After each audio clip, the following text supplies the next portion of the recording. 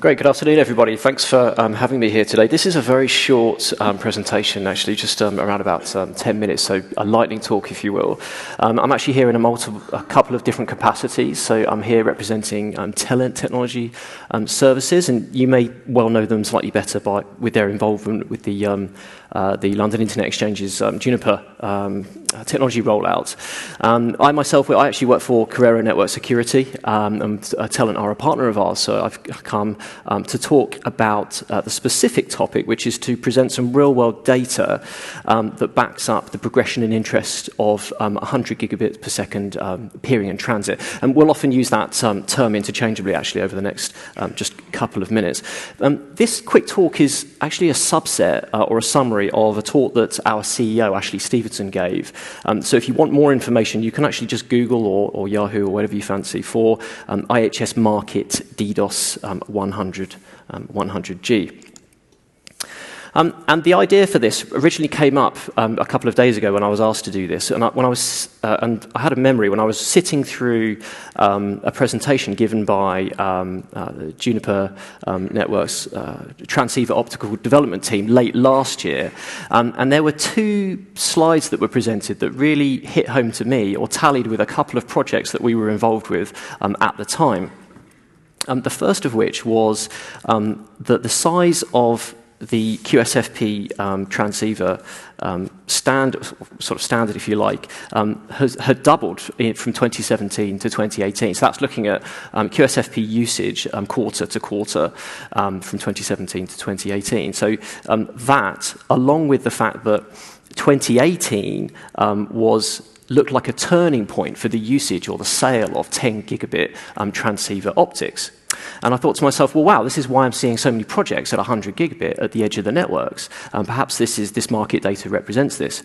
Now, this presentation was actually, or the slide on the right that was presented was actually more talking about the increase in 400 gig optic usage, but you can clearly see as the blue starts to increase, we see a decline in 10 gig transceiver sales and an increase in 100 gig transceiver sales.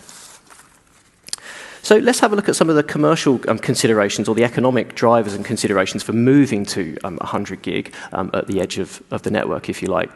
If you consider the last 10 years were about n times 10 gigabits, then perhaps the data at the moment suggests that the next 5 could be about moving to 100 gig optics and speeds at the edge of those networks.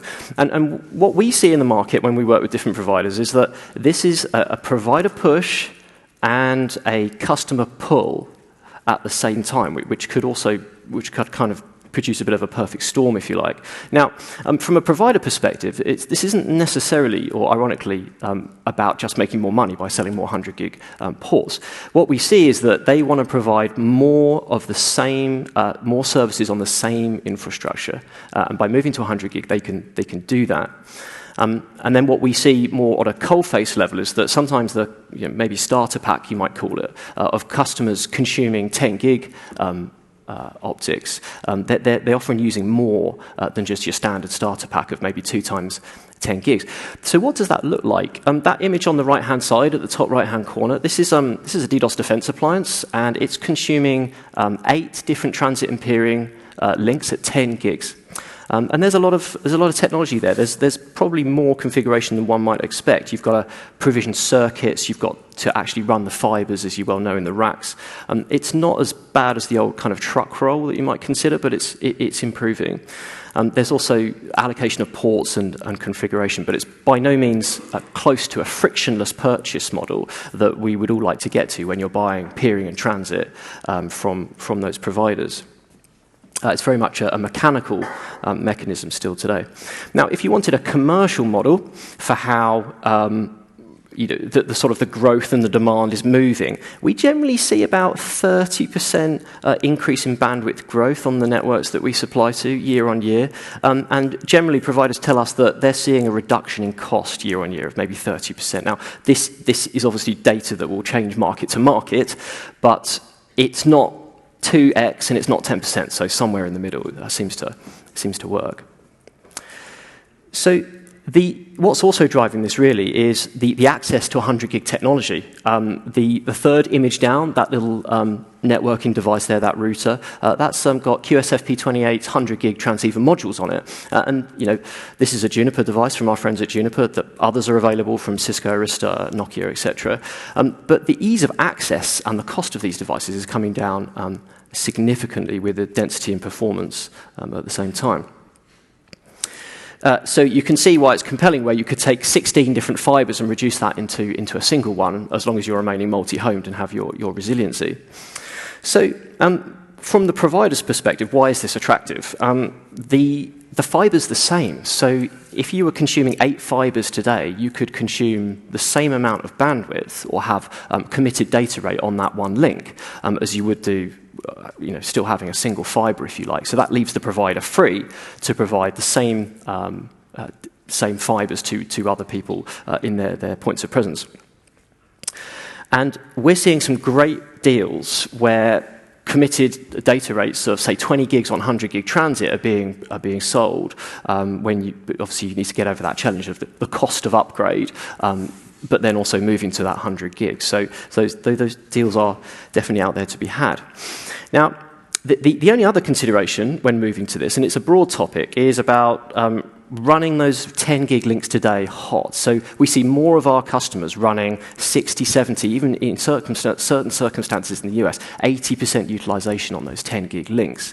And what this does from a denial of service perspective is it reduces what we call your DDoS tolerance, so the ability to handle attack traffic on those links before the saturation of those links, which could cause contention, and you may need to consider other actions. And that's mainly because the way in which DDoS enters your network is by no means fair, and it's by no means equal in terms of your transit and peering relationships.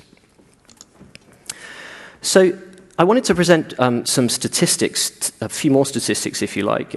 We're generally seeing over 2019 the number of incidents over 10 gigs, they've doubled. They've gone from about 1% to 2%. Okay? And the second major statistic is that 80% of them are less than 10 minutes, so they're very short in duration. This means that in the 100 gig domain, they can be very fast, very furious, if you like, to pun a term. And seconds really do count to be able to catch those. So an edge technology could definitely be your friend in that circumstance. But the most interesting thing for me is the statistic in the bottom left-hand corner. This is just a logarithmic scale chart taken from around about 150,000 incidents in 2019.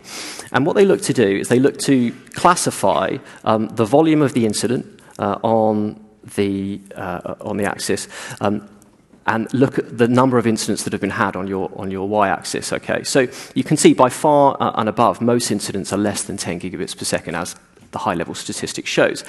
But what does that mean for incidents that are less than 50 or less than 100 gigs? What are those statistics there? Well, when you normalize this across all of our customers, so you start to take some form of an average, we find that the number of incidents more than 10 gigs is around about 25 times a year for the average customer. And they, if you're not scaling the back end properly, or that gets into the network, they has the potential to cause some damage or some service interruption, if you like. When you look at incidents that are over 50 gigs and normalize that over the customer base, that ends up being about once a year. And if you look at incidents that are 100 gig or more and normalize that over a customer base, you end up with about one incident every 25 years. So it's very, what we're highlighting here is by using 100 gig peering or transit interfaces at the edge, the magnitude, the scope of ability to deal with denial of service incidents has a dramatic increase when you move to 100 gig rather than dealing with the challenges at 10 gigabits per second.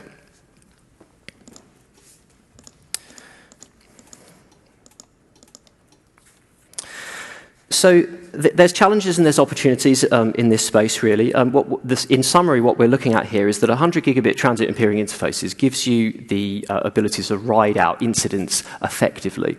Now, last year we saw about a 29% increase, roughly, of the number of incidents that contained multiple different attack vectors themselves. So that's different ways in which traffic's arriving into the network. And the magnitude and variation of those is is much easier to deal with when you have that burstable capacity at the edge. The economics appear compelling from what we've seen by looking at provider costs at 100 gigs. So that's one major consideration. The other major consideration in moving is to look at what your bottlenecks are in your network at a server level, at a distribution level, and maybe even at the edge. And then, of course, that final consideration is our expertise, which is the denial of a service aspect. So with Telent, we're working on deploying this in their laboratories over in Camberley. They have huge amount of equipment across most networking vendors that we can run up proof of concepts in. But that is a snapshot of some of the high-level statistics that we work with on a daily basis in this space. So any questions, come and see me afterwards. Thanks.